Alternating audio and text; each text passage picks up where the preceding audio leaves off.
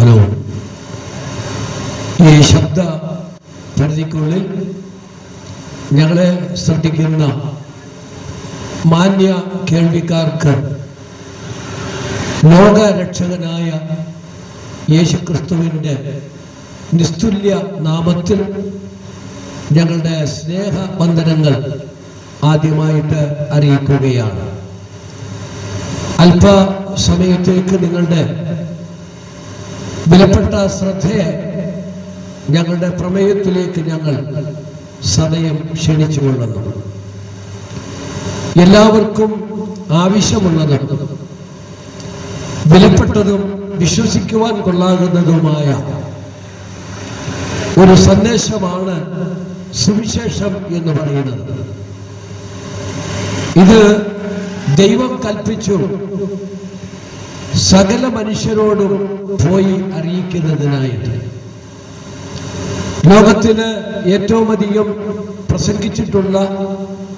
പ്രസംഗിച്ചുകൊണ്ടിരിക്കുന്ന സന്ദേശം ഏതാണ് എന്ന് ചോദിച്ചാൽ അത് സുവിശേഷമാണ്.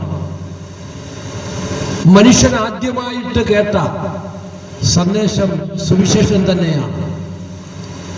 ആദ്യത്തെ മനുഷ്യരായ ആദാം ഹവ്വ, ഈ ദമ്പതികള് ദൈവകൽപ്പന ലംഘിച്ച് എല്ലാം നഷ്ടപ്പെട്ടവനായിട്ട് നിൽക്കുമ്പോൾ അവരോട് അവരുടെ രക്ഷയ്ക്കായിട്ട് ദൈവം അറിയിച്ച സന്ദേശമാണ് സ്ത്രീയുടെ സന്തതി സർപ്പത്തിന്റെ തല ചവയ്ക്കും എന്ന്. ലോകത്തിലുള്ള എല്ലാ മനുഷ്യരും സ്ത്രീ പുരുഷ സന്തതികളാണ്. എന്നാൽ സ്ത്രീ പുരുഷ ബന്ധം കൂടാതെ കന്യകയിൽ കൂടി ജാതനായ ഒരു വ്യക്തിത്വമുണ്ട്. അത് മറ്റാരുമല്ല, ഞങ്ങൾ ചൂണ്ടിക്കാണിക്കുന്ന കർത്താവായ യേശുക്രിസ്തുവാണ്.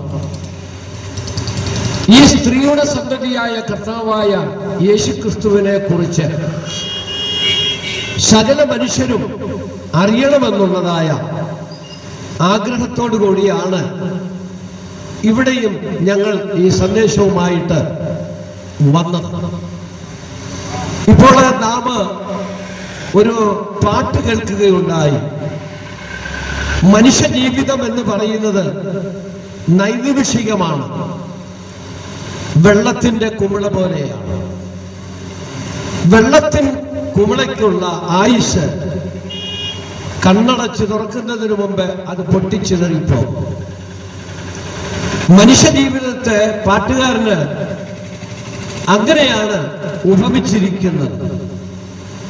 ഇവിടെ നിന്നുകൊണ്ട് ഞാൻ സംസാരിക്കുമ്പോൾ എത്രയോ മരണങ്ങൾ ലോകത്തിൽ സംഭവിച്ചു. അപകട മരണങ്ങള്, വാർദ്ധക്യ മരണങ്ങള്, കുഞ്ഞുങ്ങളുടെ മരണങ്ങള്, യൗവനക്കാരുടെ മരണങ്ങൾ, അതുപോലെ തന്നെ മാരകമായിരിക്കുന്ന രോഗങ്ങൾ വന്നുള്ള മരണങ്ങൾ. എല്ലാവരും മരിച്ചേ മതിയാകുള്ളൂ. മരിക്കാത്തതായിരിക്കുന്ന ആരും ലോകത്തിൽ ഇല്ല എന്നുള്ളതാണ്. ദൈവം മനുഷ്യനെ സൃഷ്ടിച്ചത് മരണത്തിനു വേണ്ടിയാണോ?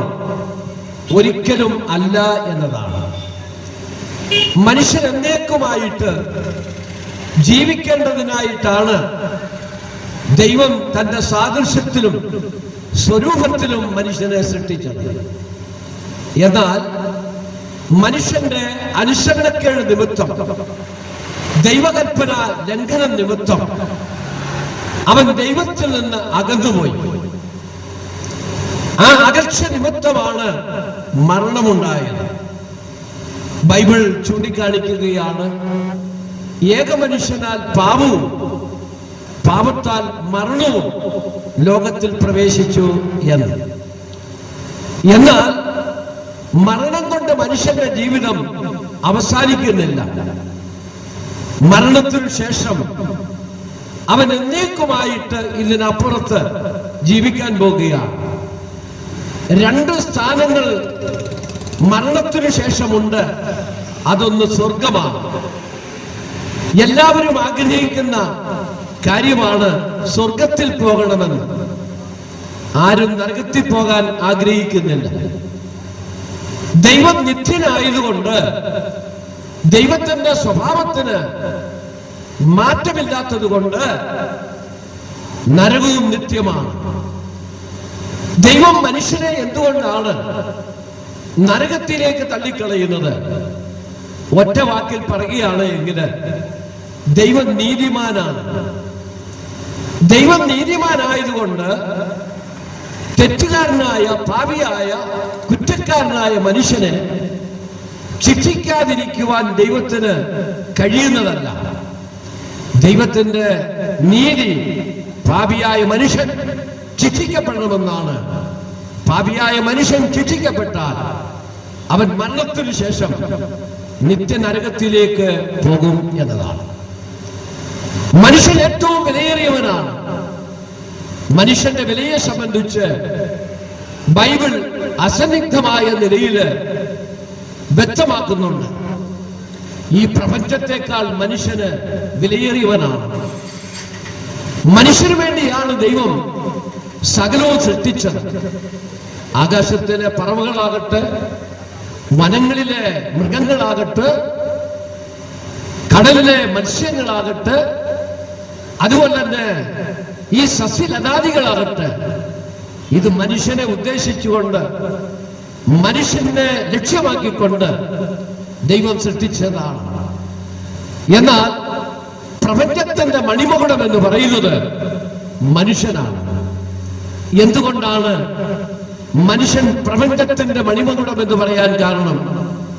മനുഷ്യന് മാത്രമാണ് ആത്മാവുള്ളത്.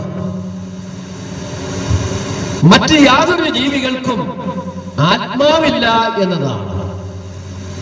ആത്മാവുള്ള ഒന്നിനെ കൊന്നു കഴിഞ്ഞാൽ കൊലപാതകമെന്നാണ് പറയുന്നത്.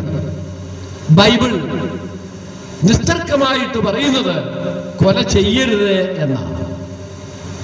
അപ്പോൾ മൃഗങ്ങൾ, മറ്റിതര ജീവികൾ, അവയെ കൊല്ലുന്നത് കൊലപാതകമല്ല. നമ്മുടെ ആവശ്യങ്ങൾക്ക് കൊന്നു തിന്നുവാനുള്ള അനുവാദം ദൈവം നമുക്ക് നൽകിയിരിക്കുകയാണ്. യാതൊരു മൃഗങ്ങളും ആത്മീയമായ കാര്യങ്ങളിൽ ഇടപെടുന്നില്ല. കാരണം അതിന് ആത്മാവില്ല എന്നുള്ളതാണ്. മനുഷ്യനാണ് പള്ളികൾ ഉണ്ടാക്കുന്നത്, മോസ്കുകൾ ഉണ്ടാക്കുന്നത്, ക്ഷേത്രങ്ങൾ ഉണ്ടാക്കുന്നത്. മനുഷ്യനല്ലാത്ത മറ്റൊരു ജീവിയും ആരാധനാലയങ്ങൾ ഉണ്ടാക്കുന്നില്ല. മനുഷ്യനാണ് പ്രാർത്ഥിക്കുന്നത്, ദാനധർമ്മങ്ങൾ, സൽപ്രവർത്തികൾ, ഉപവാസങ്ങൾ, നോമ്പുകൾ ചെയ്യുന്നത്. എന്തിനാണ് ഇതെല്ലാം ചെയ്യുന്നത്? മനുഷ്യന്റെ ആത്മാവിന് രക്ഷ കിട്ടേണ്ടതിനായിട്ടാണ്. അവന്റെ പാപത്തിന് പരിഹാരമുണ്ടായിട്ട് ദൈവവുമായിട്ടുള്ള കൂട്ടായ്മ, ബന്ധം ലഭിക്കുന്നതിനായിട്ടാണ്. ആത്മാവുള്ളതായിരിക്കുന്ന മനുഷ്യനെ സംബന്ധിച്ച് ദൈവം പറയുകയാണ്, ഒരു മനുഷ്യൻ സർവ്വലോകവും നേടിയാലും അവൻ അവന്റെ ആത്മാവിനെ നഷ്ടമാക്കിയാൽ എന്തു പ്രയോജനം? അപ്പോൾ ആത്മാവിന്റെ വില എന്ന് പറയുന്നത് സർവ്വലോകത്തേക്കാൾ വിലയുണ്ട് എന്നതാണ്. അതുകൊണ്ട് നമ്മുടെ ജീവിതത്തെ നമുക്ക് നിസ്സാരമായിട്ട് കാണാൻ പാടുള്ളത് അല്ല. അനേക പ്രിയപ്പെട്ടവര് അവരുടെ ജീവിതത്തെ നിസ്സാരമായിട്ട് കാണാറുണ്ട്. മദ്യവും മയക്കുമരുന്നും പുകയില ഉൽപ്പന്നങ്ങളും അങ്ങനെ ആദിയായ ലഹരി പദാർത്ഥങ്ങൾ ഉപയോഗിച്ച് അവൻ അവനെ തന്നെ നശിപ്പിക്കുകയാണ്. അവൻ സമാധാനമില്ലാത്തവനായിട്ട് മാറുന്നു. മാരകമായിരിക്കുന്ന രോഗങ്ങൾക്ക് അത് നിമിത്തം അവൻ അടിമയായിട്ട് മാറുന്നു. അവന് സമാധാനമില്ല. അവന്റെ ഭവനത്തിന് അവൻ നിമിത്തം സമാധാനമില്ല. അവന്റെ ദേശത്തിന് അവൻ നിമിത്തം സമാധാനമില്ല. അപ്പോൾ സമാധാനത്തിന്റെ വഴി എന്ന് പറയുന്നത് ലഹരി പദാർത്ഥങ്ങളല്ല. അത് നമുക്ക് ആശ്വാസം നൽകുകയല്ല, അത് നമ്മെ നശിപ്പിക്കുകയാണ്. എന്നാൽ അങ്ങനെ മനുഷ്യന്റെ ജീവിതത്തെ ഇല്ലായ്മ ചെയ്യുക എന്നതല്ല. മനുഷ്യന്റെ പാപത്തിന് പരിഹാരമുണ്ടാകുമ്പോഴാണ് അവന് ദൈവവുമായിട്ടുള്ള കൂട്ടായ്മ ലഭിക്കുന്നത്. ആ കൂട്ടായ്മയിലാണ് അവൻ ദൈവസമാധാനവും ദൈവിക സന്തോഷവും ദൈവികമായ ആശ്വാസവും പ്രത്യാശയുമുള്ളവനായിട്ട് മാറുന്നത്. മനുഷ്യന്റെ പാപത്തിന് പരിഹാരമുണ്ടാകും. ബൈബിൾ പറയുകയാണ്, ദൈവത്തെയും മനുഷ്യരെയും തമ്മിൽ അകറ്റി നിർത്തിയിരിക്കുന്നത് മനുഷ്യന്റെ പാപമത്രേ എന്ന്. എന്തുകൊണ്ടാണ് മനുഷ്യനും ദൈവവും തമ്മിൽ അകലാൻ കാരണം? ദൈവം വിശുദ്ധനാണ്, ദൈവം നീതിമാനാണ്. പാപവുമായിട്ട് ദൈവത്തിന് കോംപ്രമൈസ് ചെയ്യാൻ പറ്റുന്നതല്ല. അപ്പോൾ പാപിയായ മനുഷ്യന് ദൈവത്തിന്റെ അടുക്കലേക്ക് അടുത്തു വരുവാൻ കഴിയുന്നതല്ല. അങ്ങനെ അടുത്തു വരുവാൻ കഴിയാത്തതായിരിക്കുന്ന മനുഷ്യന് അവൻ എങ്ങനെയാണ് അവന്റെ കർമ്മങ്ങൾ കൊണ്ട് ദൈവത്തെ പ്രസാദിപ്പിക്കുന്നത്? മനുഷ്യൻ പാപിയാണ്, അവന്റെ ദേഹം, ദേഹി, ആത്മാവ് പാപമയമാണ്. അതുകൊണ്ട് പാപിയുടെ പ്രാർത്ഥന ദൈവം കേൾക്കുന്നില്ല എന്നാണ് ബൈബിൾ ചൂണ്ടിക്കാണിക്കുന്നത്. മനുഷ്യന്റെ നീതി പ്രവൃത്തികളൊക്കെ കറപുരണ്ട തുണിക്ക് തുല്യമാണ് എന്നാണ് ബൈബിൾ ചൂണ്ടിക്കാണിക്കുന്നത്. ഒരു മനുഷ്യരും പറയുന്നില്ല, എന്റെ പ്രാർത്ഥനകൾ കൊണ്ട്, ദാനധർമ്മങ്ങൾ കൊണ്ട്, സൽപ്രവൃത്തികൾ കൊണ്ട്, ഉപവാസങ്ങൾ കൊണ്ട്, നോമ്പുകൾ കൊണ്ട് പാപത്തിന് പരിഹാരമുണ്ടായി എന്ന്, എനിക്ക് സ്വർഗം ലഭിച്ചു എന്ന്, ദൈവവുമായിട്ടുള്ള കൂട്ടായ്മ കിട്ടി, ആ അർത്ഥത്തിൽ ഞാൻ സമാധാനമുള്ളവനാണ്, സന്തോഷമുള്ളവനാണ്, ആശ്വാസമുള്ളവനാണ് എന്ന് പറയുന്നില്ല. മനുഷ്യൻ ചെയ്യുന്നതായ കർമ്മങ്ങളുണ്ടല്ലോ, അവൻ പാപിയാണ് എന്നുള്ളതായ ബോധ്യം നൽകുന്നു. അവൻ നരകശിക്ഷയ്ക്ക് ഓഹരിക്കാരനാണ് എന്നുള്ള ബോധ്യം നൽകുന്നു. ഒരിക്കലും അവന്റെ പാപത്തിന് പരിഹാരം നൽകുന്നില്ല. അതുകൊണ്ടാണ് കർമാദികൾ ചെയ്തിട്ടും മരണം വരെയും പറയുന്നത്, ഈ പാപിയായ എന്നെ രക്ഷിക്കണമേ, പാപിയായ എനിക്ക് നരകശിക്ഷയിൽ നിന്ന് വിടുതൽ നൽകണമേ, ദൈവമേ അങ്ങയുമായിട്ടുള്ള ബന്ധം നൽകണമേ എന്ന്. എപ്പോൾ വരെയാണ്? മരണം വരെയാണ് പറയുന്നത്. എന്റെ കർമ്മങ്ങൾ എന്നെ രക്ഷിച്ചു, എന്റെ പാപത്തിന് പരിഹാരം നൽകി, എന്റെ സ്വർഗത്തിന് അവകാശിയാക്കി തീർത്തു എന്ന് മനുഷ്യന്റെ കർമ്മങ്ങൾ കൊണ്ട് പറയുന്നില്ല എന്നതാണ്. ഒരു കാരണവശാലും പാപിയായി ജനിച്ച മനുഷ്യൻ, പാപിയായിട്ട് ജീവിക്കുന്ന മനുഷ്യൻ പാപിയായിട്ട് മരിക്കണം. പാപിയായിട്ട് മരിച്ചാൽ അവൻ നിത്യ നരകത്തിലേക്കാണ് എറിയപ്പെടുന്നത്. അതുകൊണ്ട് പാപത്തിന് പരിഹാരമുള്ളതായിരിക്കുന്ന മാർഗമേതാണ്? ഒരേ ഒരു മാർഗമേ ഉള്ളൂ. അതാണ് ബൈബിൾ ചൂണ്ടിക്കാണിക്കുന്നത്. ഞങ്ങളെ കേൾക്കുന്ന പ്രിയമുള്ളവരെ, പാപത്തിന് പരിഹാരം നിങ്ങൾക്ക് നൽകുന്ന മാർഗമാണ് എങ്കിൽ അതാണ് ഏറ്റവും ശ്രേഷ്ഠമായിട്ടുള്ളത്, അതാണ് ഏറ്റവും വിലയേറിയതായിട്ടുള്ളത്. അതിനേക്കാൾ വിലയുള്ളത് മറ്റൊന്നുമില്ല എന്നതാണ്. എന്താണ് മനുഷ്യന്റെ പാപത്തിന് പരിഹാരം നൽകുന്ന മാർഗം? ആ മാർഗം ദൈവമൊരുക്കിയ മാർഗമാണ്. ദൈവം ഒരു മാർഗം ഒരുക്കുമ്പോൾ അത് ചിലർക്ക് മാത്രമായിട്ടിരിക്കുന്നില്ല, ചില രാജ്യക്കാർക്ക് മാത്രമായിട്ടിരിക്കുന്നില്ല, ചില മതസ്ഥർക്ക് മാത്രമായിട്ടിരിക്കുന്നില്ല, ചില കാലഘട്ടങ്ങളിലുള്ള പ്രിയപ്പെട്ടവർക്ക് മാത്രമായിട്ടിരിക്കുന്നില്ല. ദൈവമൊരുക്കുന്നതായ മാർഗം അത് സകല മനുഷ്യർക്കും വേണ്ടിയുള്ളതാണ്. സൂര്യന്റെ പ്രകാശം സകല മനുഷ്യർക്കും വേണ്ടി, വായു സകല മനുഷ്യർക്കും വേണ്ടി, വെള്ളം സകല മനുഷ്യർക്കും വേണ്ടി, പ്രകൃതി സമ്പത്തൊക്കെ സകല മനുഷ്യർക്കും വേണ്ടിയാണ്. ഇത് ദൈവം ദാനമായിട്ട് സൗജന്യമായിട്ട് തന്നിരിക്കുകയാണ്. ഇതില്ല എങ്കിൽ മനുഷ്യന് ജീവിക്കാൻ കഴിയുന്നതല്ല. എന്നതുപോലെ തന്നെ ദൈവം സകല മനുഷ്യർക്കായിട്ട്, രക്ഷയ്ക്കായിട്ട്, പാപമോചനത്തിനായിട്ട്, സ്വർഗപ്രാപ്തിക്കായിട്ട് ഒരുക്കിയ മാർഗമാണ് ഞങ്ങൾ ചൂണ്ടിക്കാണിക്കുന്ന കർത്താവായ യേശുക്രിസ്തു.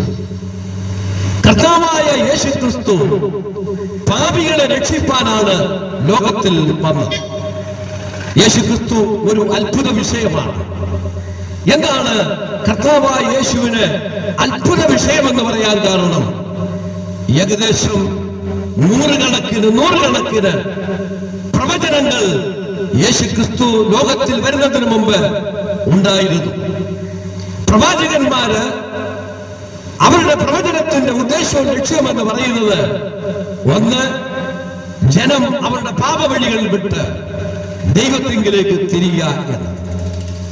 രണ്ടാമത്, മനുഷ്യനെ രക്ഷിക്കുന്നതിനായിട്ട് ഒരു രക്ഷിതാവ് ലോകത്തിലേക്ക് വരാൻ പോകുന്നുവെന്ന് അവർ മുൻകൂട്ടി അറിയിക്കുക ഉണ്ടായി.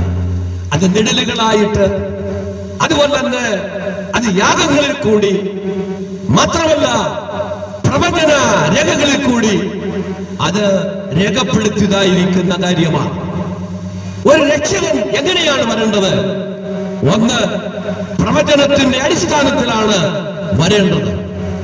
രണ്ടാമത്തെ കാര്യം, ആ രക്ഷകൻ വരേണ്ടത് ഭൂമിയുടെ ഒരു കോണിൽ അല്ല, നേരെ മറിച്ച് ഭൂമിയുടെ മധ്യഭാഗത്താണ് വരേണ്ടത്. ഭൂമിയുടെ മധ്യഭാഗം എന്ന് പറയുന്നത് യെരുശലേമാണ്. മധ്യധരണ്യ സമുദ്രം എന്ന് പറയുന്ന ഒരു സമുദ്രമുണ്ട്. ആ സമുദ്രം യെരുശലേമിന് തൊട്ട് അടുത്താണ്. അങ്ങനെ മനുഷ്യവർഗത്തെ രക്ഷിക്കുവാൻ വേണ്ടി ഭൂമിയുടെ മധ്യഭാഗത്ത് എഴുതപ്പെട്ടതും പ്രകാരം ലോകത്തിൽ വന്ന, എഴുതപ്പെട്ടതും പ്രകാരം ലോകത്തിൽ ജീവിച്ച, എഴുതപ്പെട്ടതും പ്രകാരം ലോകത്തോട് സംസാരിച്ച, എഴുതപ്പെട്ടതും പ്രകാരം ലോകത്തിൽ പ്രവർത്തിച്ച, എഴുതപ്പെട്ടതും പ്രകാരം മരിച്ച, എഴുതപ്പെട്ടതും പ്രകാരം മരിച്ചിട്ട് ഉയർത്തെഴുന്നേറ്റ, എഴുതപ്പെട്ടതും പ്രകാരം സ്വർഗാരോഹണം ചെയ്ത, എഴുതപ്പെട്ടതും പ്രകാരം രണ്ടാമത് വരാൻ പോകുന്ന ഒരു അതുല്യ പ്രഭാവമാണ് ഞങ്ങൾ ചൂണ്ടിക്കാണിക്കുന്ന കർത്താവായ യേശു. യേശു ഒരു പ്രവാചകനായിട്ടിരിക്കാൻ വന്നവനല്ല, ഒരു നേതാവായിട്ടോ മഹാനായിട്ടോ രാജാവായിട്ടോ ഇരിക്കാൻ വന്നവനല്ല. യേശു, ബൈബിൾ പറയുന്നത്, പ്രവാചകന്മാരെക്കാൾ വലിയവനാണ്, നേതാക്കന്മാരെക്കാൾ വലിയവൻ, സാക്ഷാൽ ഗുരുക്കന്മാരെക്കാൾ വലിയവൻ, മഹാന്മാരെക്കാൾ വലിയവൻ, രാജാതി രാജാവ്, ദൈവാതി ദൈവം, കർത്താതി കർത്താവ്. അദ്ദേഹം പാപികളെ രക്ഷിപ്പാൻ, പാപികളെ സ്നേഹിച്ചുകൊണ്ട് സ്വർഗത്തിൽ നിന്ന്, സ്വർഗത്തിന്റെയും ഭൂമിയുടെയും സൃഷ്ടാവായ ദൈവം ജഡം സ്വീകരിച്ച് ഭൂമിയിലേക്ക് കടന്നു വന്നു. ആ വ്യക്തി പ്രഭാവമാണ് ഞങ്ങൾ ചൂണ്ടിക്കാണിക്കുന്ന കർത്താവായ യേശു. ബൈബിൾ യേശു ക്രിസ്തുവിനെ കുറിച്ച് പറയുന്നത് ഇപ്രകാരമാണ്: ക്രിസ്തു യേശു പാപികളെ രക്ഷിപ്പാൻ ലോകത്തിൽ വന്നു എന്നുള്ളത് വിശ്വാസിയോ എല്ലാവരും അംഗീകരിപ്പാൻ യോഗ്യവുമായ വചനം തന്നെ. എന്തുകൊണ്ട് ഇതെല്ലാവരും അംഗീകരിക്കണം? എല്ലാവരും പാപികളാണ്. എല്ലാവരും പാപികളായതുകൊണ്ട് ദൈവത്തിന്റെ നീതിയുടെ മുമ്പിൽ നരകശിക്ഷയ്ക്ക് ഓഹരിക്കാരാണ്. എന്നാൽ കർത്താവായ യേശുക്രിസ്തുവിൽ കൂടി പാപമോചനമുണ്ട് എന്നതാണ്. ജനനം കൊണ്ട് പാപമില്ലാത്ത, ജനനം കൊണ്ട് അതുല്യനെന്ന് വെളിപ്പെടുത്തുക, ജനനം കൊണ്ട് എഴുതപ്പെട്ടതിന് പ്രകാരം വന്നവനെന്ന് വെളിപ്പെടുത്തുക, ജനനം കൊണ്ട് സമാധാനത്തിന്റെ പ്രഭു എന്ന് വെളിപ്പെടുത്തുക ഒരേ ഒരു വ്യക്തിത്വം, കർത്താവായ യേശു. അദ്ദേഹത്തിന്റെ ജീവിതത്തെ ഒന്ന് പഠിച്ചു നോക്കുക.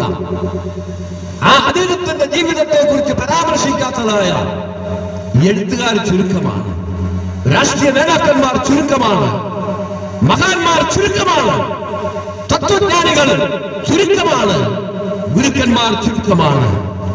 എല്ലാവർക്കും പ്രസംഗിക്കുവാൻ കൊള്ളാകുന്ന, ആദരണീയനായിരിക്കുന്ന ഒരുവനാണ് ഞങ്ങൾ ചൂണ്ടിക്കാണിക്കുന്ന കർത്താവായ യേശു. ആ ജീവിതത്തിലേക്കൊന്ന് നോക്കുക. ആ ജീവിതത്തിൽ പാപമില്ല. അതുകൊണ്ടാണ് യേശുക്രിസ്തുവിനെ കുറിച്ച് പഠിച്ച തന്റെ ശിഷ്യന്മാർ പറഞ്ഞു, അവൻ പാപം ചെയ്തിട്ടില്ല, അവന് പാപം ചെയ്യാൻ കഴിയുകയില്ല, പാപത്തിന്റെ അനുഭവജ്ഞാനമില്ല. ലോകത്തിലുള്ളതായിരിക്കുന്ന എല്ലാവരിലും പാപമുണ്ട്, പാപത്തിന്റെ അനുഭവജ്ഞാനമുണ്ട്, പാപം ചെയ്യാൻ കഴിയും, പാപം ചെയ്തിട്ടുണ്ട്. എന്നാൽ മനുഷ്യവർഗത്തെ രക്ഷിക്കുവാൻ ദൈവം മനുഷ്യനായിട്ട് വന്നപ്പോൾ അദ്ദേഹത്തെ കുറിച്ച് സാക്ഷാൽ രക്ഷിതാവാണ് എന്നുള്ളത് ജനനം കൊണ്ട് ജീവിതം കൊണ്ട് വെളിപ്പെടുത്തുകയാണ്, അവന് പാപമില്ല. ലോകത്തിന്റെ നടുവിൽ നിന്നുകൊണ്ട് യേശു ഇപ്രകാരം പറഞ്ഞു, നിങ്ങളിൽ ആർക്കെന്നെ പാപത്തെ കുറിച്ച് ബോധം വരുത്താമെന്ന്. അങ്ങനെ ഒരു ചോദ്യം പ്രവാചകന്മാർക്ക് ചോദിക്കാൻ കഴിയുകയില്ല. പ്രവാചകന്മാരുടെ ജീവിതത്തിൽ പാപമുണ്ട്, സകല മനുഷ്യരുടെ ജീവിതത്തിൽ പാപമുണ്ട്. ജീവിതം കൊണ്ട് പാപമില്ലാത്തവനെന്ന്, രക്ഷിതാവെന്ന്, ദൈവമെന്ന്, പാപികളെ രക്ഷിപ്പാൻ ലോകത്തിൽ വന്നവനാണ് എന്നുള്ളത് വെളിപ്പെടുത്തിയവനാണ് കർത്താവായ യേശു. യേശുവിന്റെ വാക്കുകൾ ദൈവത്തിന്റെ വാക്കുകളാണ്. യേശു പറഞ്ഞിട്ടുള്ള വാക്കുകൾ ദൈവത്തിന് മാത്രമേ പറയാൻ കഴിയുള്ളൂ. യേശു പറഞ്ഞു, ഞാൻ തന്റെ വഴിയിൽ സത്യവും ജീവനുമാകുന്നു, ഞാൻ ലോകത്തിന്റെ വെളിച്ചമാകുന്നു, ഞാൻ പുനരുത്ഥാനവും ജീവനുമാകുന്നു, ഞാൻ നല്ല ഇടയനാകുന്നു, ഞാനാകുന്നവൻ ഞാനാകുന്നു. അധ്വാനിക്കുന്നവരെ, ഭാരം ചുമക്കുന്നവരെ, നിങ്ങളെല്ലാവരും എന്റെ അടുക്കൽ വരുവീൻ, ഞാൻ നിങ്ങളെ ആശ്വസിപ്പിക്കാം. ഞാൻ സൗമ്യതയും താഴ്മയുമുള്ളവനാകുകൊണ്ട് എന്റെ മുഖമെടുത്ത് എന്നോടുകൂടെ പഠിപ്പീൻ, എന്നാൽ നിങ്ങൾക്ക് ആശ്വാസമുണ്ടാകും. ഞാൻ നിങ്ങൾക്ക് സമാധാനം തന്നിട്ട് പോകുന്നു. ആ സമാധാനം ലോകം തരുന്ന സമാധാനമല്ല.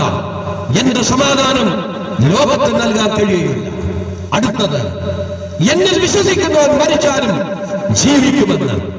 ഇത് ദൈവത്തിന്റെ വാക്കുകളാണ്. പ്രവാചകന്മാർക്ക് പറയാൻ കഴിയുകയില്ല, അവർ ദൈവമല്ല. പ്രിയമുള്ളവരെ, യേശു സാക്ഷാൽ ദൈവമാണ് എന്നുള്ളത് തന്റെ വാക്കുകൾ പ്രസ്പഷ്ടമായ നിലയിൽ വെളിപ്പെടുത്തുകയാണ്. തന്റെ പ്രവൃത്തികളും അതുല്യമായ പ്രവൃത്തികളാണ്. അതുപോലെ തന്നെ യേശു ലോകത്തിൽ വന്നത് പാപികളായിരിക്കുന്ന മനുഷ്യന് വേണ്ടി മരിക്കാൻ വേണ്ടിയാണ്. നൂറുകണക്കിന് പ്രവചനങ്ങൾ യേശുക്രിസ്തുവിന്റെ മരണത്തിനു മുമ്പ് പ്രവാചകന്മാര് തന്റെ മരണത്തെ കുറിച്ച് രേഖപ്പെടുത്തുകയുണ്ടായി. എപ്പോൾ മരിക്കും, എങ്ങനെ മരിക്കും, ഏത് ദിവസത്തിൽ മരിക്കും, ഏത് സമയത്ത് മരിക്കും, ആ മരണത്തിന്റെ ഉദ്ദേശം എന്താണ് എന്നുള്ളത് പ്രവാചകന്മാര് അത് രേഖപ്പെടുത്തിയതായിരിക്കുന്ന കാര്യങ്ങളാണ്. മാത്രമല്ല, യാഗങ്ങൾ ചൂണ്ടിക്കാണിക്കുന്നത് യേശുക്രിസ്തുവിന്റെ യാഗമരണത്തെയാണ്. അപ്പോൾ യേശുക്രിസ്തുവിന്റെ മരണം എന്ന് പറയുന്നത് മനുഷ്യവർഗത്തിന്റെ പാപത്തിന്റെ ശമ്പളമായ മരണമാണ്. യേശുക്രിസ്തുവിന്റെ മരണം എന്ന് പറയുന്നത് അതൊരു യാഗമരണമാണ്. യേശുക്രിസ്തുവിന്റെ മരണം എന്ന് പറയുന്നത് അതൊരു പ്രായശ്ചിത്ത മരണമാണ്. യേശുക്രിസ്തുവിന്റെ മരണം എന്ന് പറയുന്നത് മനുഷ്യവർഗത്തെ സ്നേഹിച്ചുകൊണ്ടുള്ള മരണമാണ്. ആ മരണം മനുഷ്യവർഗത്തിന് വേണ്ടി ദൈവത്തിന്റെ നീതിയായി തീർന്ന മരണമാണ്. യേശു ഇപ്രകാരം പറഞ്ഞു, മനുഷ്യപുത്രൻ ശുശ്രൂഷ ചെയ്യിപ്പാനല്ല, ശുശ്രൂഷിപ്പാനും അനേകർക്ക് വേണ്ടി തന്റെ ജീവന് മറുവില കൊടുക്കുവാനുമാണ് വന്നത്. ബൈബിൾ പറയുന്നു, ദൈവം ഒരുവനത്രേ, ദൈവത്തിനും മനുഷ്യർക്കും മധ്യസ്ഥൻ ഒരുവൻ, സകലർക്കും വേണ്ടി മറുവില കൊടുത്ത കർത്താവായ യേശുക്രിസ്തു. യേശുക്രിസ്തു ഭൂമിയിലായിരുന്നപ്പോൾ ആവർത്തിച്ച് പറഞ്ഞു തന്റെ മരണത്തെ കുറിച്ച്. അത് മനുഷ്യവർഗത്തിന്റെ പാപം നിമിത്തമുള്ള മരണമാണ് എന്ന് യേശുക്രിസ്തു വ്യക്തമാക്കി.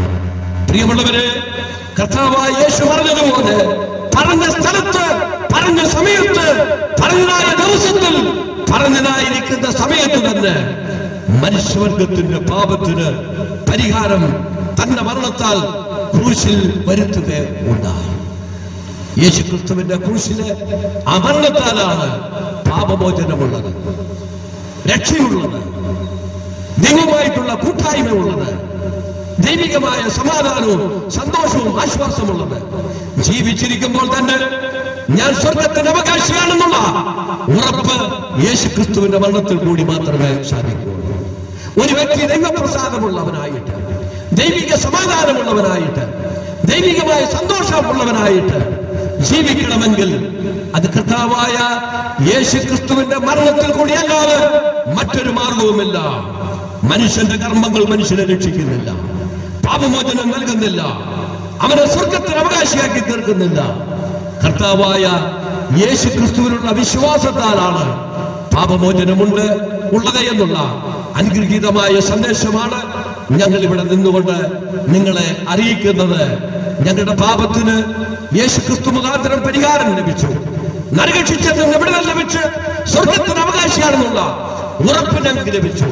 ആ സന്തോഷം കൊണ്ടാണ് ഞങ്ങൾ ഈ സന്ദേശം നിങ്ങളെ അറിയിക്കുന്നത്. ബൈബിൾ പറയുന്നു, മറ്റൊരുത്തരും രക്ഷയില്ല, നാം രക്ഷിക്കപ്പെടുവാൻ ആകാശത്തിന് കീഴിൽ യേശുക്രിസ്തുവിന്റെ നാമമല്ലാതെ മറ്റൊരു നാമവുമില്ല. ഈ സന്ദേശം കേൾക്കുന്ന സുഹൃത്ത്, നീ പാപിയാണ്.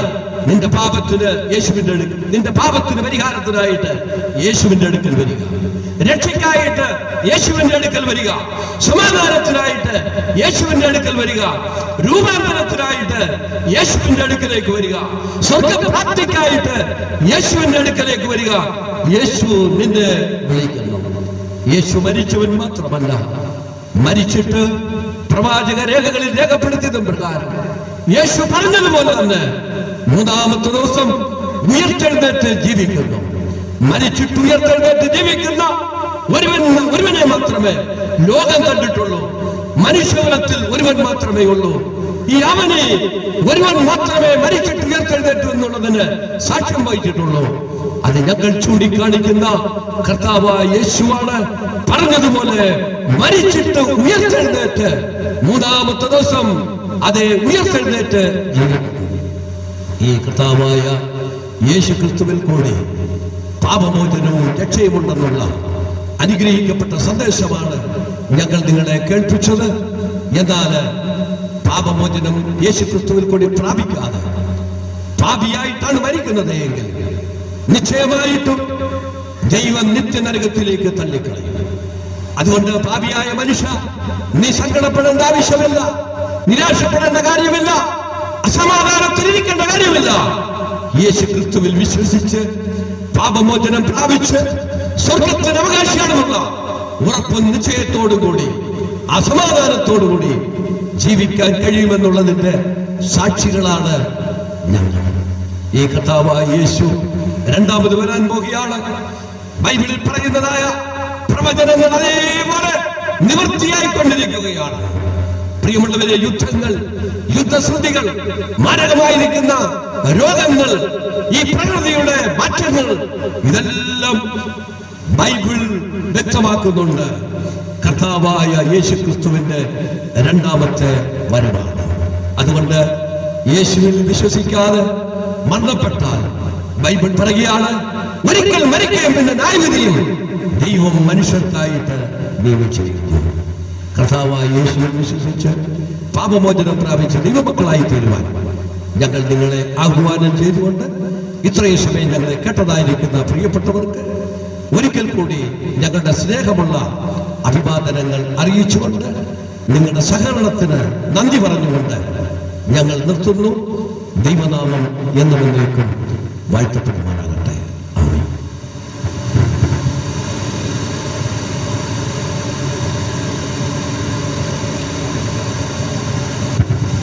ഞങ്ങളെ അതിവാത്സല്യമായി സ്നേഹിക്കുന്ന ഞങ്ങളുടെ ദൈവമേ, സ്വർഗീയ പിതാവേ, ഈ സമയം വരെയും ഞങ്ങൾക്ക് അങ്ങയുടെ മാറ്റമില്ലാത്ത വചനം പറയുവാൻ, പ്രസംഗിക്കുവാൻ ദൈവം കരുണ കാണിച്ചതിനായി ഞങ്ങൾ നന്ദി പറയുന്നു.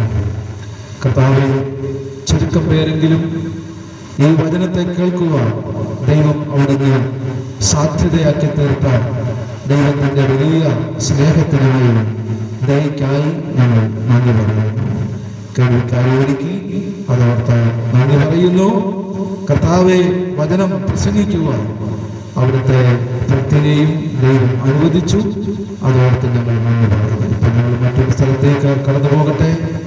പ്രാർത്ഥനയും യാചനയും എല്ലാം അവിടുന്ന് കേട്ടതിനായി ഞങ്ങൾ നന്ദി പറയുന്നു. യേശു ക്രിസ്തുവിന്റെ നാമത്തിൽ തന്നെ.